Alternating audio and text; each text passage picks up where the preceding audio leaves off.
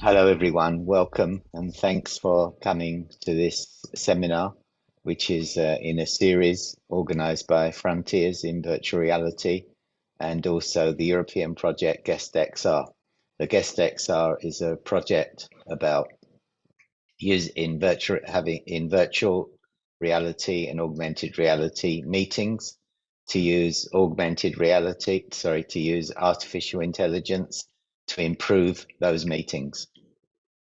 So the guest is like a silent or invisible or present attendee at a meeting who, when things goes wrong, it tries to put things right and also encourages good processes within meetings. So there's a number of partners involved in the project. Some talks have happened before, like for example on auditory aspects and other aspects of the other multisensory aspects of the scenarios that we propose. And today,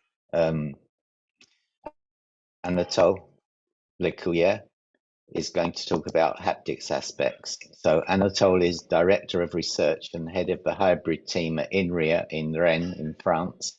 He's been leading research activity on virtual reality for the last 25 years.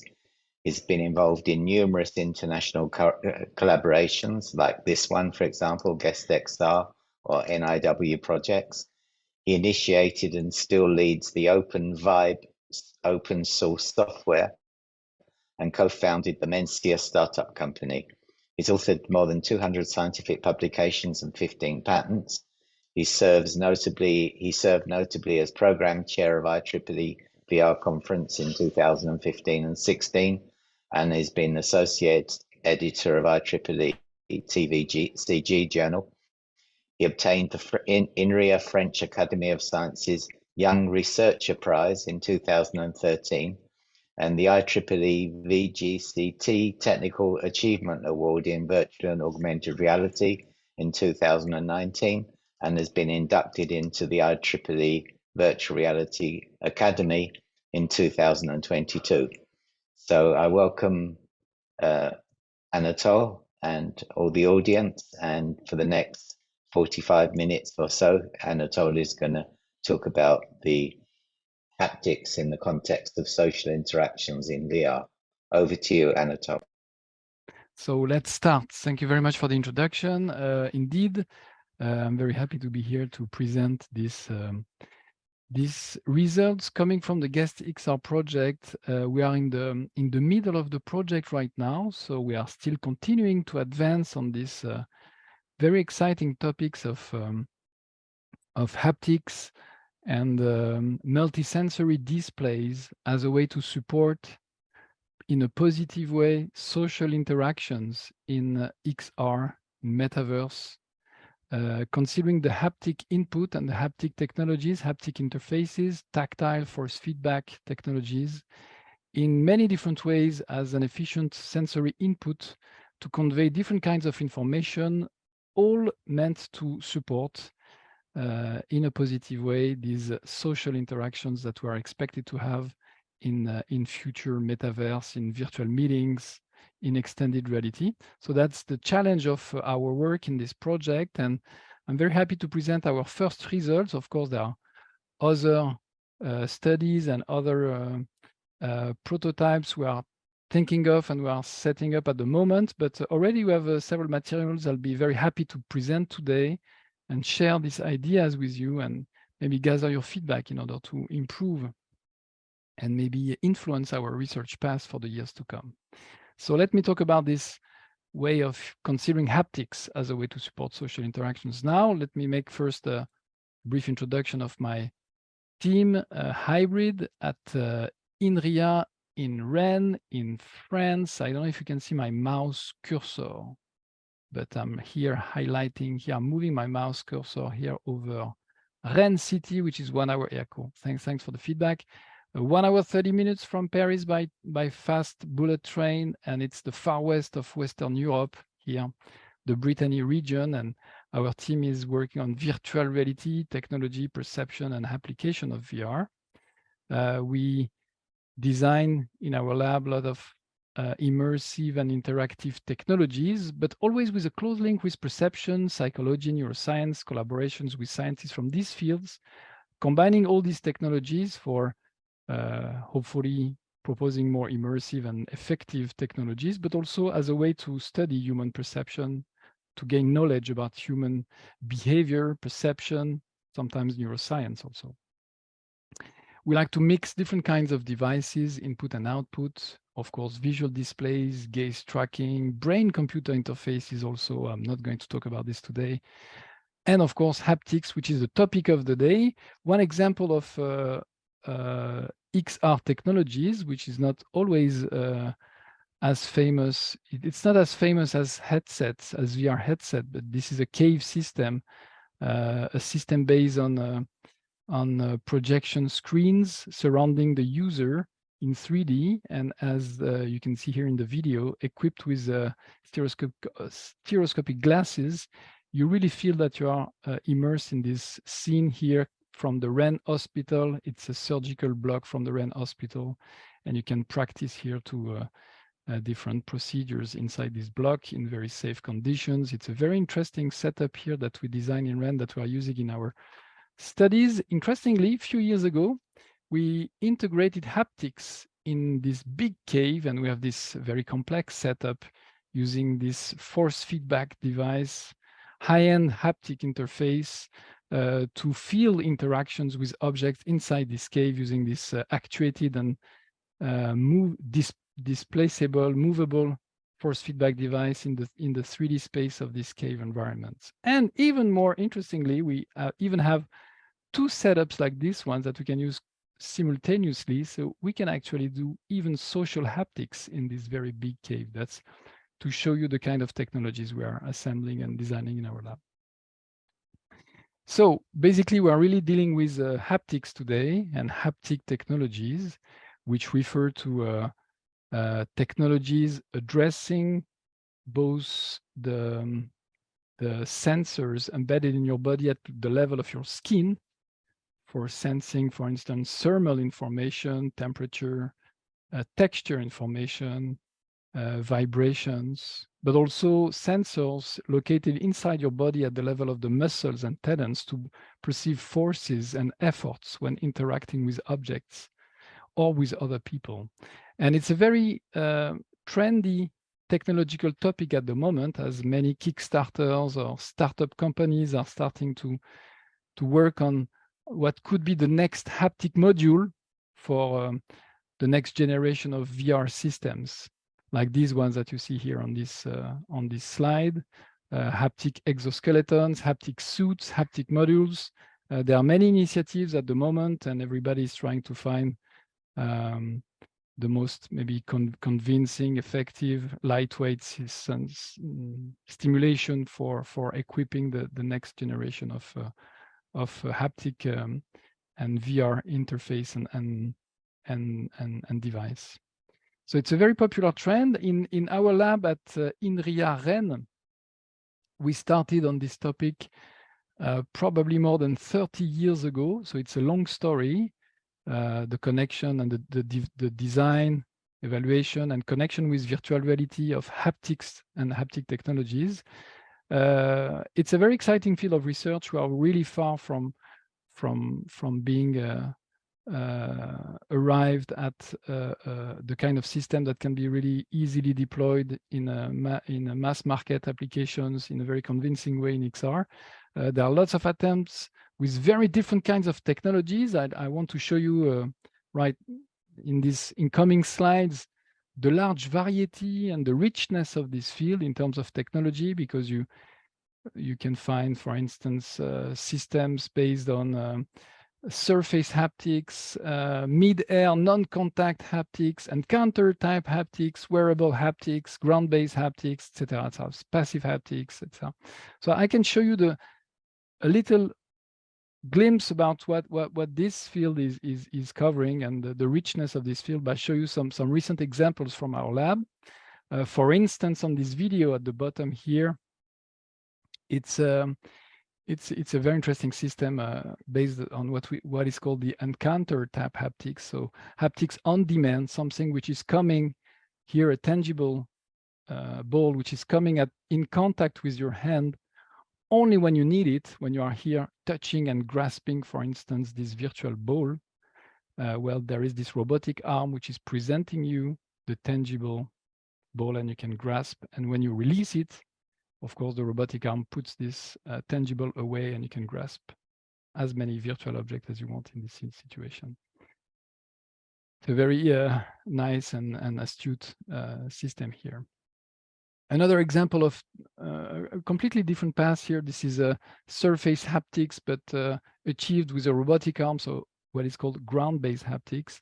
So here the idea is to augment tablet-based or surface-based interaction with this little robotic arm, which is actually providing this texture sensation or friction or resistance sensation in relation to the content on the image. So you can feel the texture of the image using this little trick here, this robotic arm, which is moving the tablet accordingly. Another completely different way of considering haptics integration in XR is using wearable systems, very lightweight and cost-effective systems like this one, which is exerting pressure on the phalanx here at the level of the index here. And here the idea was to influence, to change, to alter the perception of this tangible body here, this tangible torso, by exerting some kind of different stiffness sensation at the level of the phalanx to alter the stiffness that you feel when you press on this tangible device. And it's very effective, actually, working very well. It's changing the stiffness, the elasticity sensation by adding this wearable active stiffness and pressure sensation at the level of the phalanx. So this is wearable and passive haptics combination. And then a very popular trend at the moment, it's a mid-air haptics. So you don't have to wear anything. It's free air.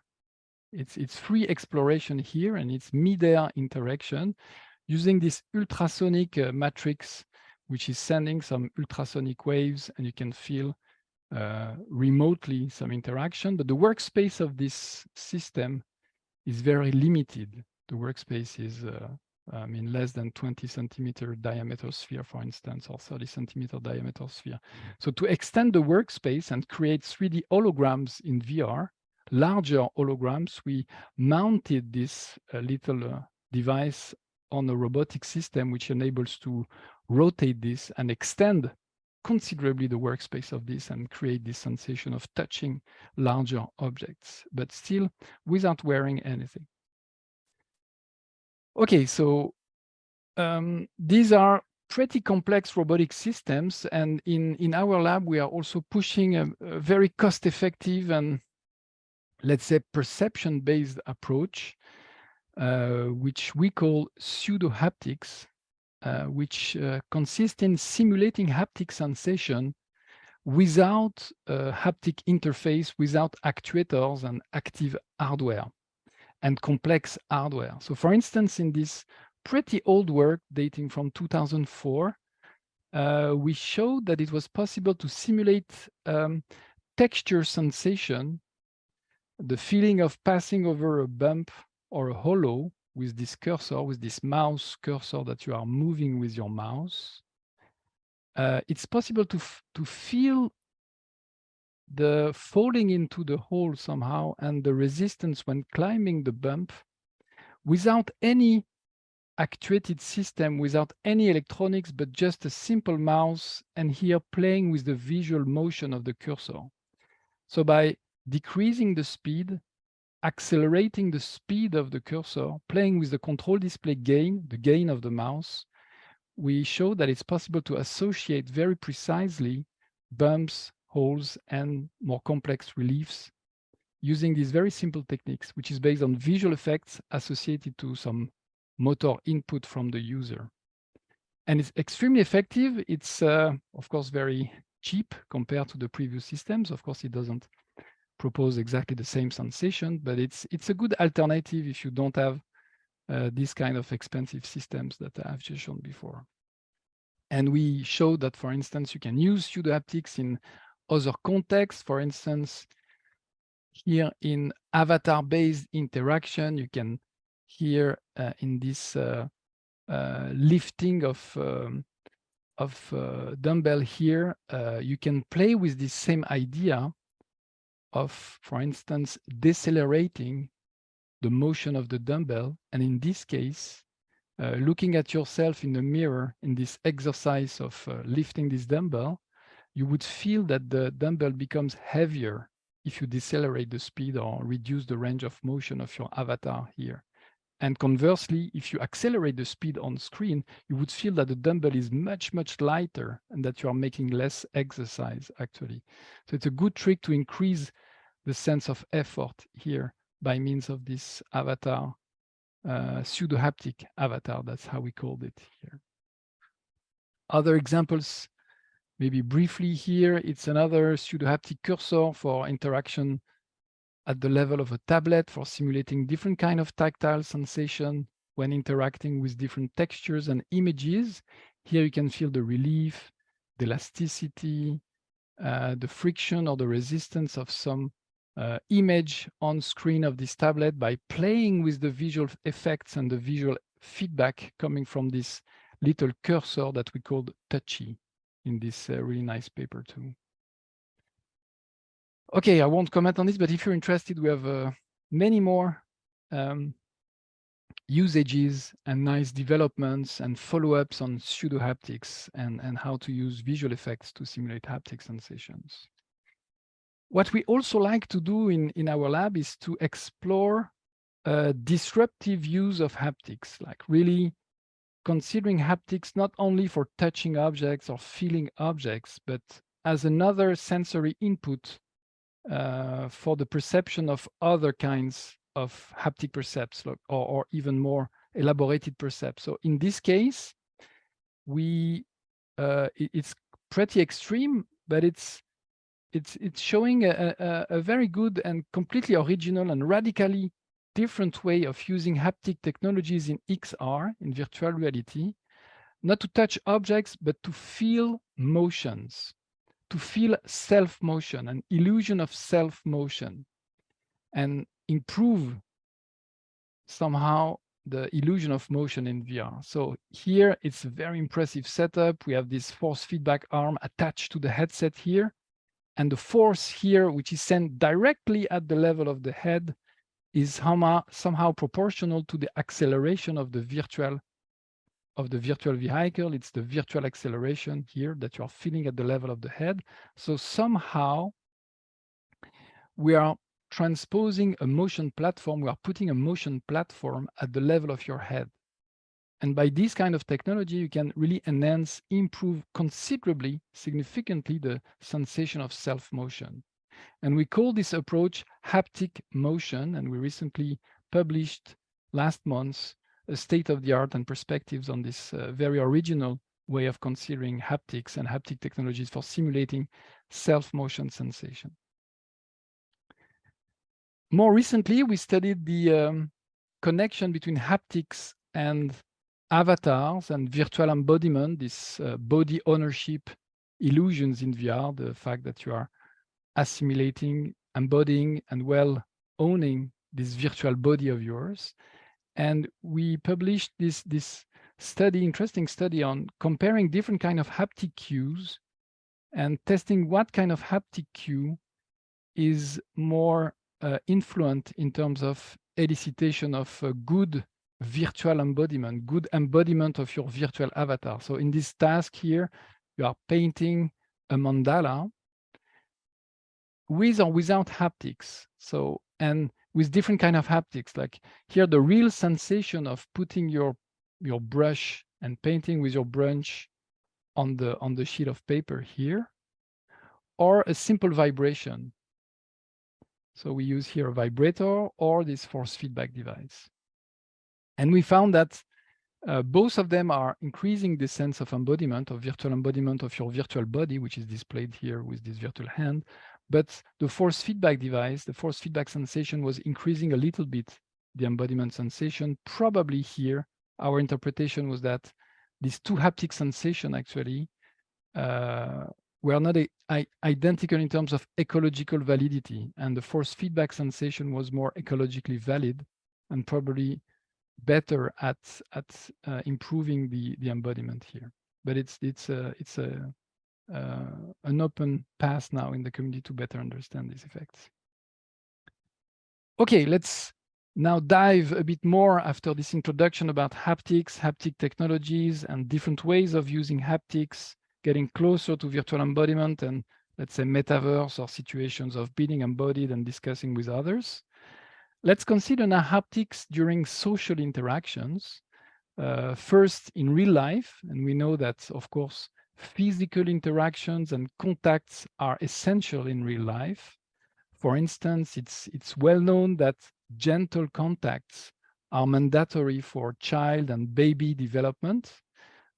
When deprived from these gentle contacts, there are more risk to develop probably some psychological negative developments after and later. So this is well known, and of course everybody knows that haptic and physical interaction plays an important role at some specific moments of social interactions. You can remember classical example of direct contact and interactions with others, like hugs, high five, fist bump, handshaking, etc., shoulder tapping, strokes, etc. What is interesting here is that it's a bilateral situation. You can touch and then feel something, and touching someone. You can be in touch, feeling something. It can be symmetric or asymmetric, and it's an interesting question here, especially regarding the technology that you are putting in front of this complex situation of physical exchanges between two people. It's also a very intimate notion, because you are entering the personal sphere, the intimate sphere of the person when you are touching this other person. So it refers to this notion, this psychological notion of proxemics. And of course, there is a strong individual variability with some people more or less accepting this intrusion in their intimate sphere. Of course, there are also cultural aspects with some cultures more prompt to touch or being touched with other people, especially in public or in the professional sphere versus the personal sphere. It's also a very active field of research, especially in the haptic communities, referring to it under different names like social touch, affective haptics, and so on. So it's quite a it's a good moment in the haptic community to consider this topic, especially in connection with virtual reality and this incoming era of more virtual meetings and maybe metaverses applications. So let's go now a bit more into the kind of haptic scenarios and use cases and situations that we would like to simulate in extended reality. When you consider haptics events, haptic situations in extended reality when two people are interacting one with the other, you can first consider that maybe the most trivial and obvious situation is this direct contact between these two people here, making a high five and touching physically and mutually their two bodies. That's maybe the first one that we have in mind when we think about haptic interactions in real life, but also in virtual reality. And there are most of the first papers relating to haptics and social haptics and haptic multi-user haptics have been considering also like direct interactions between two people. Another interesting situation is more indirect contact or remote actions. Because here you can imagine that if one of the person is moving on the bed, you would probably feel by the transmission of this movement and this changing of the location on the bed at the level of your body, of your skin, at the level of your bottom here, right? So you would probably feel some haptic sensation related to the remote action or some actions from the other person remotely. So without direct contact, with an indirect source of haptic source of information regarding the action or the motion of the other person. And this can be another way of designing haptic interactions in XR. Now, maybe even more interestingly, and that's one thing that we have started to study in GuestXR in this project. I'm going to show you some recent result on this. Maybe you could also try to somehow use haptics as a way to represent more abstract or more hidden information from the other. So for instance, using haptic as a way to transmit the mood, the affective, the emotion, the affective or cognitive states of the other user and of the other person. So how to consider haptics as a way to increase, to visualize the internal state of the other person. That's maybe a more, maybe less intuitive, but actually a very interesting topic actually in XR. And then what about also considering haptics as a way to support this time, not non-verbal communication, but verbal communication. And it's something that we have also started to address in GuestXR. It's even more original. It's considering speech to touch and trying to convey and to augment social interactions by augmenting the verbal communication between people. It's very original, and I'm going to show you this in a few minutes. So let's consider these different scenarios, and I'm going to give some examples for each one. So we have this progressive approach for haptics in social interaction in GuestXR. We are going to consider, of course, the very natural direct contact, experiencing the other contact or the body, which can be a bit intrusive, and we have, of course, to be careful with this. So it's a direct body contact. Indirect contact, so experiencing the other actions or physical presence remotely or by means of joint actions. I'm going to show you this in a moment. And then non-verbal communication, experiencing the other's mood, or verbal communication, experiencing the other's communication or speech. Let's start with the first one. Experiencing direct body contact. There are several works on this, very old works sometimes. I'm going to show you here some examples from colleagues from here, for instance, from NIST, NARA Institute of Science and Technology here, who designed this setup in which you are equipped with an HMD and you see an avatar exerting a gentle stroke on your forearm here.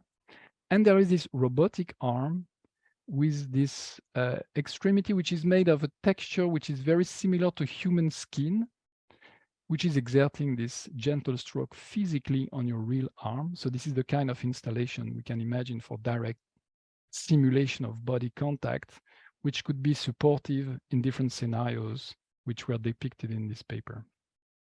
Other examples here, simulation of handshakes, handshaking with haptics, or it's an application of this kind of setup here, this electronic skin made of a lot of actuators, high density matrix of actuators, which could serve for simulating stroking also the skin over the body. So these are, I guess, good illustration of what could be the future of this use of haptic technologies for simulating direct and body contact. Now, if we think of this other paradigm, which is indirect contact, there is this nice old paper, I think it's from UML and colleagues, especially Chagatai Bazdogan, published 22 years ago, this interesting situation where you have two people in two different rooms, jointly manipulating this little ring. And it's a very famous kid game. You have to move the ring without touching the wire. And you are manipulating one extremity of the ring, and the other person is manipulating the other extremity of the ring with a force feedback device. And interestingly here, one aspect of this paper is studying the perception of the other user remotely by means of this force feedback based interaction and multi-user interaction. So I think it's one of the first papers, pioneer papers on multi-user haptics, and the paradigm has been after that used later on in many other papers. So here you don't feel the contact of the other, but by this joint action, you feel the presence of the other physically. Another very interesting setup here from colleagues from University of Central Florida, if I'm correct, Greg Welsh and colleagues, is this table which is actuated here, this physical table which is actuated to make you feel when this virtual avatar in front of you is tapping on the table, is moving the table. So you somehow, this physical contact of this other avatar with the table is transmitted to you by means of the table, via the table, by the table. So you feel the presence, it's increasing strongly the presence and the vividness of this avatar in front of you by means of this indirect simulation of actions of the other on the environment. And you can feel the presence of the other. So that's another very good idea to exploit haptic sensation to enhance remotely the presence of the other. Okay, let's move on to even more, let's say, less trivial and more counterintuitive use of haptics that we are designing in GuestXR. Experiencing the other's mood, the other's affective and cognitive states with haptic sensation, with haptic feedback. It's a bit strange. Let me show the kind of setup that we are using. First of all, we design what we call the physiological haptic device. There are other examples like this one, but we made a very simple version, I mean, in other papers, in different other papers, but this one is the one that we designed here at Inria Rennes in a very cost-effective way and very simple manner. It's a compression belt. It's a very simple setup, which is actually proposing to exert some pressure at the level of your abdomen, of your belly or abdomen. And here we use it to convey virtual breathing of your avatar. So imagine you are inside an avatar which is doing some exercise. You see here this avatar climbing a slope, and the slope can become more and more steep. So the avatar is doing a lot of exercising, more effort, I mean. So the virtual breathing is increasing, and so the compression belt is pressing at a faster pace, at a faster frequency. And you can feel somehow the exercise of your avatar through and via this compression belt and this physiological haptics. So it's some kind of biofeedback, a fake biofeedback from your avatar to increase the embodiment in your virtual body, in your virtual avatar doing some virtual exercising. And interestingly here, we have a haptic cue, but also a visual cue here of this virtual breathing visually, and also the auditory feedback of this. And we combine this with another metaphor for heart beating. So with a simple vibrator, which is simulating the heart rate at the level of your wrist, with a little vibrator at the level of the wrist. Also with visual and audio feedback corresponding to the heart rate. I'm going to show you the next video. There is audio here. Pay attention.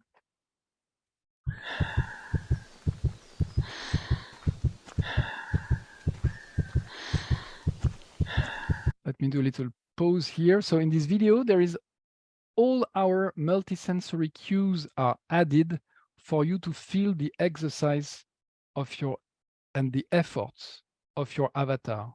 So heart rate simulation by means of vibration at the level of your wrist, but also this little visual effect at the periphery of your visual field. The auditory feedback of your heart, which is your heartbeat, and also the sound of your virtual breathing, the compression belt for the virtual breathing, haptically simulated, and also the visual effects of your virtual breathing all together. The slope is increasing now. And as the slope increases, the virtual breathing is faster now. Okay, so now that we have this physiological haptics, this biofeedback of haptics, let's consider how we introduce this in order to convey the physiological feedback of another person, of another avatar in the virtual world. So here the idea was to use haptics and physiological haptics, haptic biofeedback, to foster, to increase empathy and pro-social behavior, in this case, during a virtual meeting. So here the user here is equipped with all our multisensory displays, physiological pressure, compression feedback, vibrotactile feedback, all the visual cues for heartbeat simulation and breathing simulation. And you can therefore feel the virtual breathing and the virtual heart beating of this other person during a virtual meeting. So the user is somehow receiving the physiological state of another person. And you can feel, for instance, here the stress or the pressure of this other user, of this other person. And the idea is that if you feel the stress of somebody else, then maybe it will raise the empathy toward this other user. So here the method is to propose a haptic biofeedback displaying the affective state of another user, here the stress level. The use case is this, and the situation is a virtual meeting in which you are seated and you are facing a speaker in front, making a presentation in front of 4 other colleagues, and the presentation is not doing really well. The speaker is struggling, and the colleagues are really cold and bored. They make sometimes cynical remarks. So it's it's a potentially very stressing situation for the speaker. And the idea is that here to use haptics to increase the empathy toward the speaker and somehow induce positive behavior from the user toward the speaker. So we did an experiment in which we designed this affective haptics biofeedback, which is related to the speaker's physiological state. We use this vibratory feedback and compression belts, and we had this scenario where the pressure was increasing, then decreasing, increasing, decreasing, and etc. With respect to different events occurring during the virtual meeting. Sometimes the speaker was looking for some water or for a laser pointer, and the stress was increasing, nobody was helping, and so on. So we had this predefined scenario, and people were exposed to either a completely constant biofeedback, a pretty relaxing biofeedback. So this was the first condition. So you don't have necessarily this perception of the stress of the other. And we had a second condition where you would feel the stress of the other by means of this physiological feedback, which is increasingly the pressure, decreasing the pressure, increasing the pressure following the scenario. And we had a within subject scenario, which can be discussed later on. It's maybe not the best option, but we wanted to have a good comparison of what the people felt in these 2 situations. And later on, we asked to our participants if they felt more empathy toward the user in one or the other scenario. And we had other metrics and other questionnaire. The first results are quite contrasted. We had 38 participants, and clearly we need some follow-up study, but the idea is here and the path is open. But what we notice first is that clearly the empathy is correlated here with the anxiety of the participants. So the more anxiety, the more empathy from the people. And they really express a strong preference for the dynamic feedback, not the constant feedback, in terms of empathy they felt toward the avatar. So it's a first step, and of course more experiments are needed now. But it's an interesting path about using haptics as a way to increase with physiological haptics and biofeedback, empathy, and connection with other users. Okay, and let's move on to the fourth and last illustration, maybe the most original and non-intuitive one. that we just discovered a few months ago. It's a paper that we published at IEEE VR 2023, if I'm correct, like very recently. And it's about how to use haptics to sense, to experience the other verbal communication, the speech. In this case, in what we called persuasive haptics, we want to increase this time self-confidence, persuasion, or trust in the others during virtual meeting with verbal communication this time by using what is called speech-to-touch haptic rendering. So this kind of haptic rendering consists in transforming speech directly into a haptic feedback. Here it was a vibration. So it basically consists in playing with here a very simple vibrotactile feedback in the hand, the speech of another person. So imagine that I'm saying, hello, GuestXR, hello, GuestXR. You would feel in the hand a vibration doing bzz, bzz, bzz, bzz, bzz, bzz, bzz, bzz. Hello, GuestXR. You would feel this vibration. Synchronize with my speech. And the idea is that this augmentation of speech could have an effect on the connection with the other person, with the speaker, but maybe also with yourself when you are speaking. So we conducted 2 experiments to assess this haptic augmentation of speech, either in one situation when you are listening to people or when you are speaking to people. In this one, you are listening to 2 agents, agent A and B, and you can notice that these 2 people, it's the same avatar, it's 2 agents, the same virtual character. The only thing which is changing is the color of the shirt. The speech is not super interesting. It's very basic sentences. But one of these avatar, one of these agent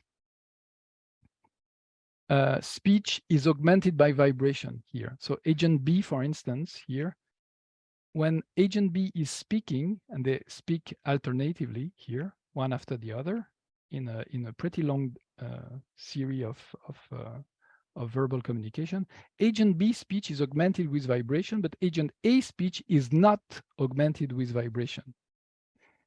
And we ask to our participant at the end, okay, how would you rate your confidence in what agent A has just said in agent B? How do you rate the presence of agent A? How would you rate the persuasiveness of agent A or agent B? And we used questionnaires from previous psychological studies on persuasion and self-confidence and confidence. And we did this experiment in this other very interesting situation where your own speech is augmented.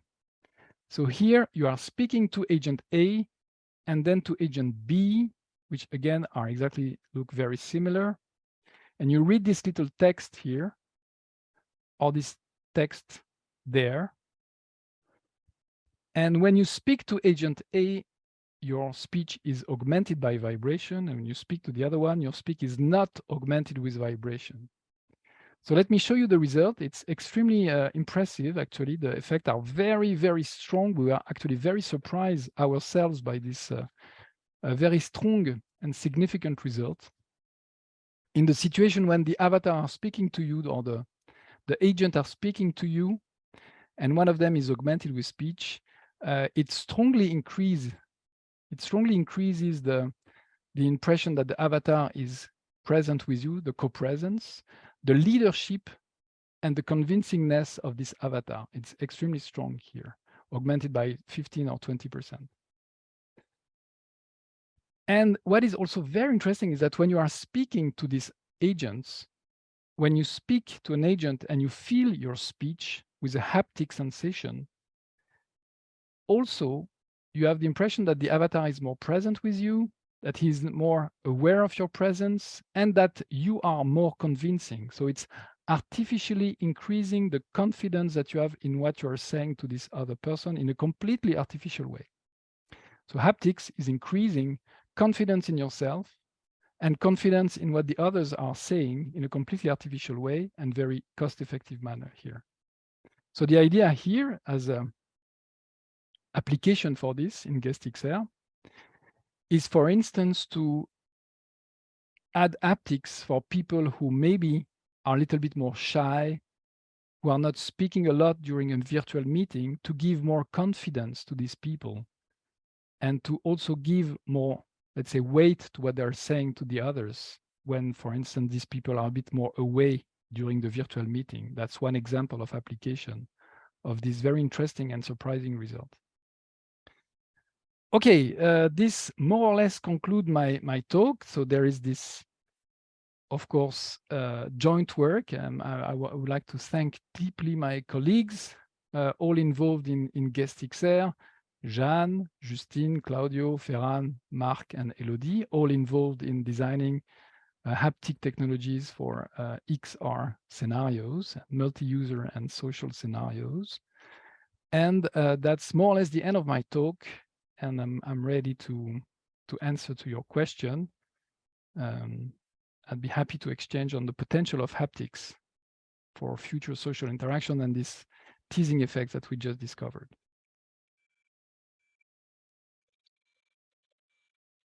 So thanks very much for a really interesting talk and inspiring work. And it's time now for any questions. You can type your questions into Q&A. And I also see there's one person with a hand up, Michael Wiesing. So anyway, I'll read out the question that's on the Q&A. So in the study using the torso compressing device, was synchronization between real and virtual heartbeat breathing examined? And this is from Alvaro Pastor. Okay, very good question. So I think we, in this scenario, if I understand well the question, so the compression that you're receiving, the biofeedback that you're receiving is really the simulated breathing of the speaker. So your own breathing is not sensed and not taken into account. I hope it's how. So in other scenarios that we are considering now, we are checking how your own breathing could be taken into account. But in this one, we are just playing in open loop this simulated stress level and physiological feedback from the other. I hope I'm answering correctly to the question. Feel free to correct me or ask further questions. And also, thank you, Michael, for this first question. The first one is always the most difficult. So actually, both Alvaro Pastor and Michael Wiesing, it looks like you can speak if you want to either come back on the question or to ask a new question. And it was also the synchronization. Okay, maybe I can also comment on this. Okay, in a torso compression device, because now I'm reading the question, I get it a bit, I had more time to consider it. Also, in this other paper that we did previously on physiological haptics, we also notice indeed in a different context. So it was with the avatar walking that this physiological haptics was indeed influencing the real breathing of the person. Sorry, I got it wrong. So yeah, in this other paper, the first paper and the second paper, we didn't check it, but in the first paper that I've shown, indeed, this biofeedback had an effect. So if you receive a virtual breathing sensation, your own breathing is affected, as in is influenced by this. Yeah, definitely. Okay, thanks. It looks like everyone, all the audience is now permitted to speak, or you can still type your questions into the Q&A. There's one coming Q&A from. Okay, no, it's not. Is it one? Yeah, Yes. it's not He easy to just talk, says but now it's clear. Okay, fine. yeah, I'd be happy to hear you, and I know it's a bit difficult, but so I'd like to send you some vibration to increase your self-confidence in this case. Are there some other questions?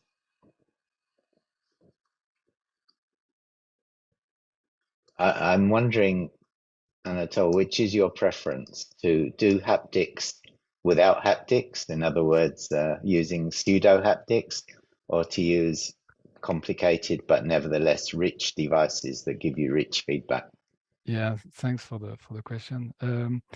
I really like to explore both ways. I'm fascinated by these very sophisticated technologies and how my colleague researchers of the haptic field have so great ideas in pushing the limits, especially, for instance, with mid-air or remote haptics. It's a very disruptive technology.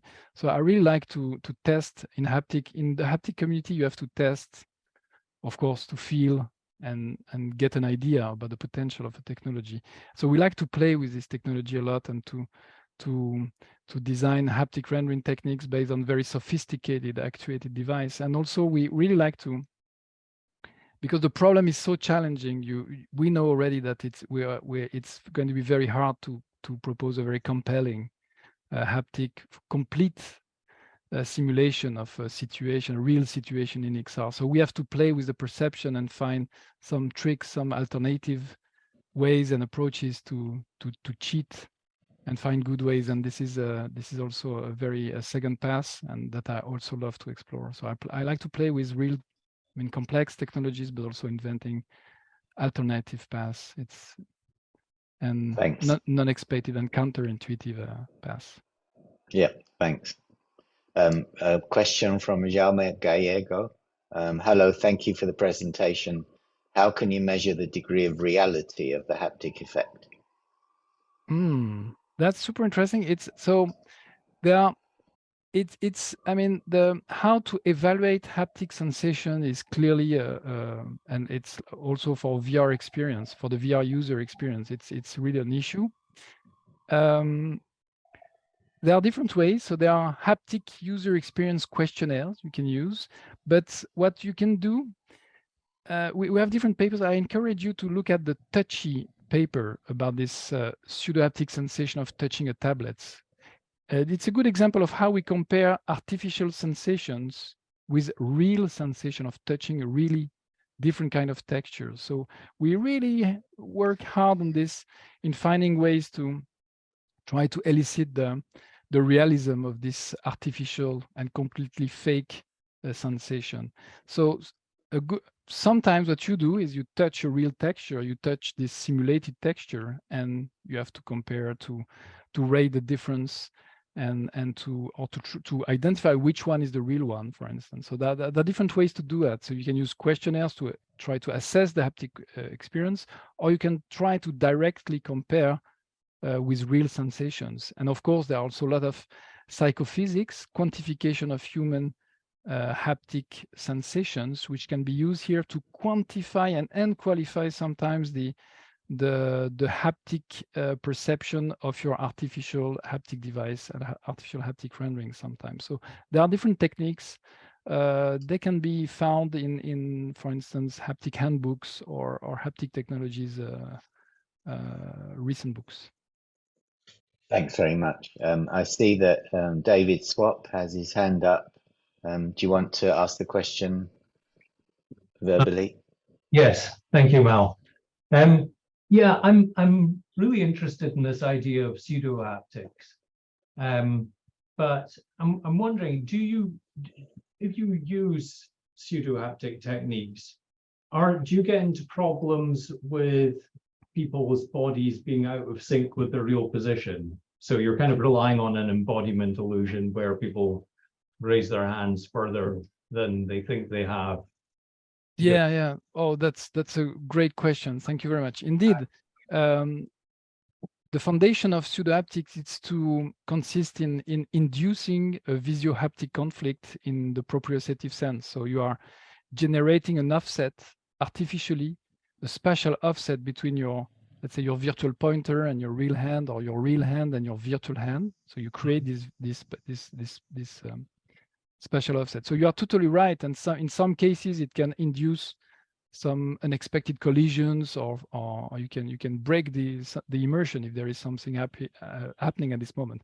So indeed, it's a very good question. So you have well spotted one of the problem of this technique, potential problem, right? So you need to find other tricks now to counter the effects in the other way, right? So when you have generated this offset, there are techniques to progressively absorb and reduce this effect progressively when you are doing a motion, for instance. So you can unconsciously absorb the offset progressively and reduce this offset, for instance. This is one technique, but it's an open path and open question. It's a matter of tuning sometimes the effect to make sure that it's not too much perceptible in terms of this difference between the real and the virtual position, and it can be absorbed afterward. Thanks for the question. And regarding the touchy, for instance, cursor, the idea was indeed to find another metaphor in this direct tablet interaction where you cannot display an offset here because you would see immediately that your finger is not at a good position. So we found this metaphor of the cursor to absorb somehow and to simulate this offset. Okay, thanks for your answers. I mean, I guess this gets filed under the tricks that we use in VR. Okay, yeah, totally. Thanks for the question very much. Thanks. There's two related questions. The first one, the simpler version, is from Susan Hassan. Are there any frameworks for ethics, any restrictions, guidelines in place?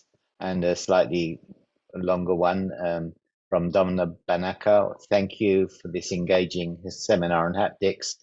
My question might be broad. As an expert in the field, I'm curious to know which ethical considerations you believe should be taken into account regarding the utilization of haptics in VR, for example, desensitization or adverse effects. Super good question. It's very broad question. Thank you for raising it.